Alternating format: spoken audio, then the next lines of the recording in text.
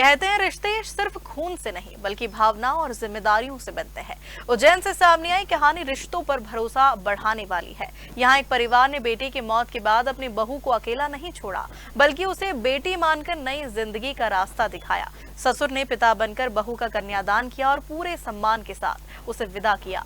देखिए रिश्तों की इस खूबसूरत मिसाल पर हमारी ये खास रिपोर्ट। एक पिता जिसने अपने बेटे को खोया लेकिन बहू के लिए उम्मीद नहीं खोई। एक ससुर जिसने बहू को बोझ नहीं समझा बल्कि बेटी का दर्जा दिया। ये कहानी है उज्जैन जिले के जैथल गांव की, जहां दिनेश बैरागी के परिवार ने समाज के सामने रिश्तों की नई मिसाल पेश की है।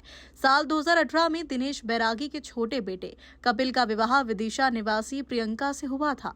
शादी के 3 साल बाद परिवार पर दुखों का पहाड़ टूट पड़ा। वर्ष 2021 में कपिल के पैर में कैंसर की बीमारी सामने आई।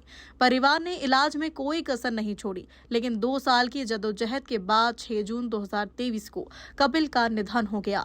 पति को खोने के बाद प्रियंका के जीवन में अंधेरा छा गया, लेकिन ससुराल वालों ने उसका साथ नहीं छोड़ा। बीते 3 वर्षों तक प्रियंका अपने ससुराल में ही रही। सास कैलाश बाई और ससुर दिनेश बैरागी ने उसे अपनी बेटी की तरह रखा, लेकिन एक पिता की तरह दिनेश बैरागी को अपनी बहू के भविष्य की चिंता थी। उन्होंने फैसला लिया कि प्रियंका को फिर से खुशियों का जीवन दिया जाएगा। परिवार ने विदिशा निवासी गोविंद से प्रियंका का रिश्ता तय किया। भोपाल के एक रिसोर्ट में पूरे रीति रिवाज और धूमधाम के साथ विवाह संपन्न हुआ। इस शादी में सबसे भावुक पल वह था जब ससुर दिनेश बैरागी ने पिता बनकर अपनी बहू का कन्यादान किया।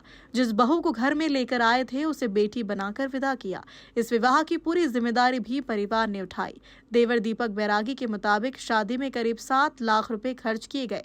400 लोगों के भोजन से लेकर दहेज का सामान तक परिवार ने अपनी ओर से दिया।